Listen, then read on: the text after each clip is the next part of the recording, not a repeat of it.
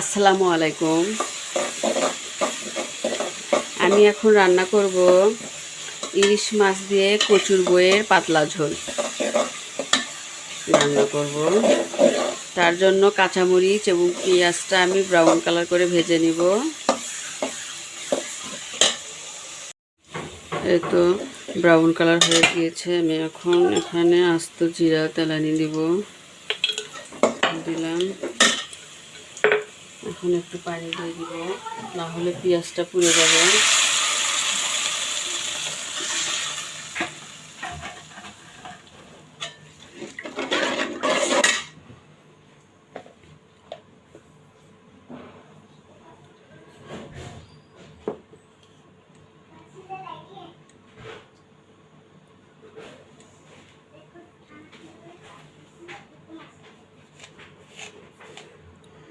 পরিমাণ মতো লবণ,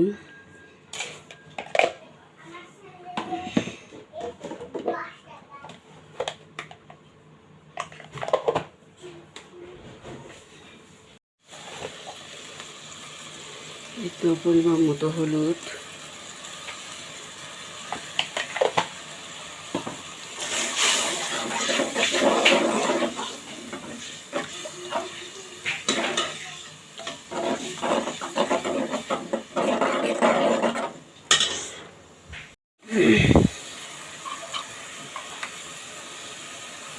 একটু সামান্য আদা বাটা, একটু পরিমাণ মতো রসুন বাটা,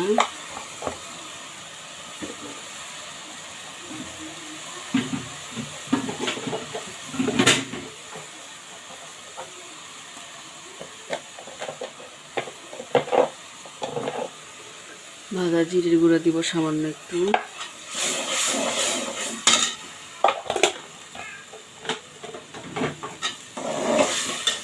এখন হয়তো ইলিশ মাছ দিয়ে দিব।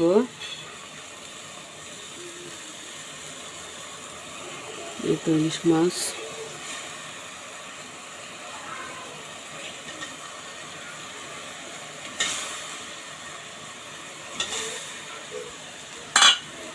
মাছটা আমি খুব সুন্দর করে কষায় নিব।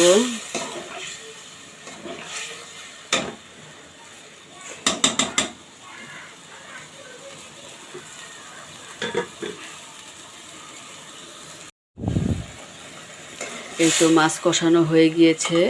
এখন আমি ইলিশ মাছগুলো তুলে ফেলবো। একদম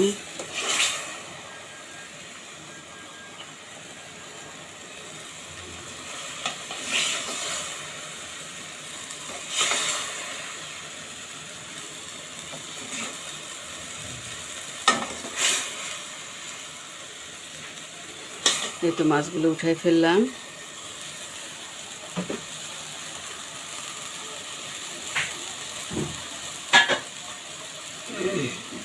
এর ভিতরে আমি এখন হয়তো কচুর বই দিয়ে দিব।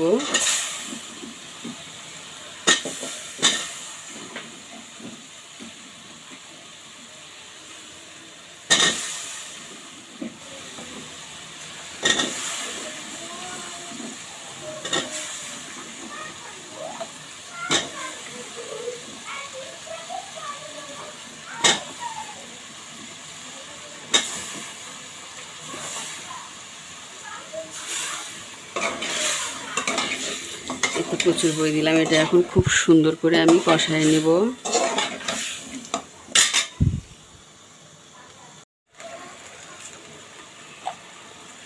এই তো কালো জিরা, আমি কয়েকটা কালো জিরা দিব, বেশি দিব না। এই তো এই কয়েকটা আমি কালো জিরা দিব।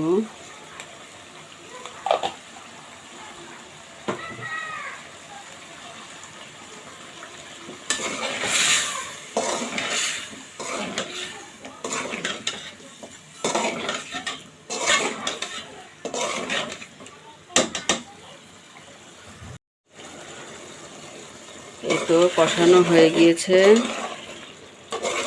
এই তো খুব সুন্দর করে কষাই নিয়েছি। এখন আমি এর ভিতরে ঝোলের জন্য পানি দিব।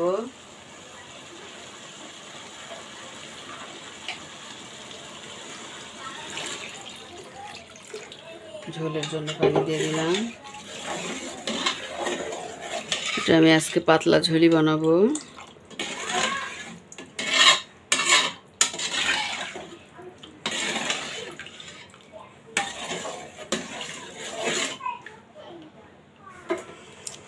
এটা এখন আমি জাল দিব, বলক আসলেই আমি মাছ দিয়ে দিব। এই তো বলক চলে এসছে। এই তো এখন আমি মাছগুলো দিয়ে দিব। এই তো ইলিশ মাছ আমি কষাই রেখেছি, এটা আমি এখন ঝোলের মধ্যে দিয়ে দিব।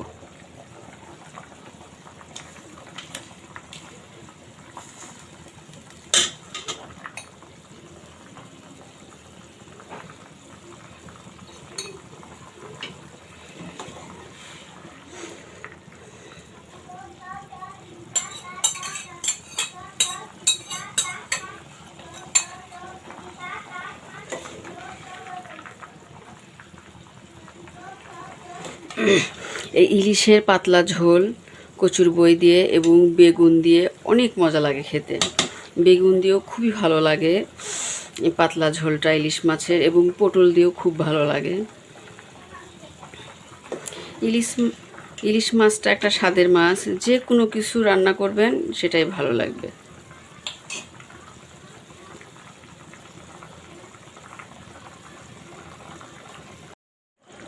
এই তো আমার ঝোলটা হয়ে গিয়েছে দেখুন। এই তো এটা আমি শুধু কাঁচামরিচ দিয়ে রান্না করেছি, যে গরম যাচ্ছে এই গরমেতে এই ইলিশ মাছের পাতলা ঝোলটা আমি কাঁচামরিচ দিয়েই করেছি। এটা শরীর স্বাস্থ্যের জন্য খুবই উপকারী।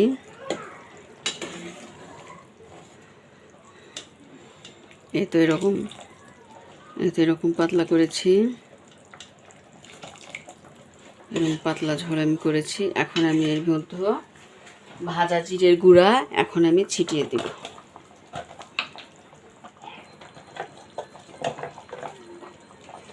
এই তো ভাজা জিরের গুঁড়া একটু ছিটিয়ে দেব।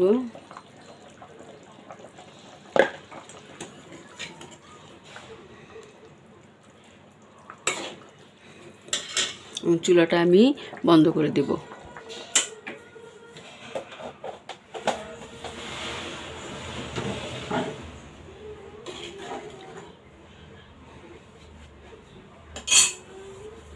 রান্নাটা কমপ্লিট হয়ে গিয়েছে, এখন আমি এটা পরিবেশন করে দিব। এখন আমি পরিবেশন করব।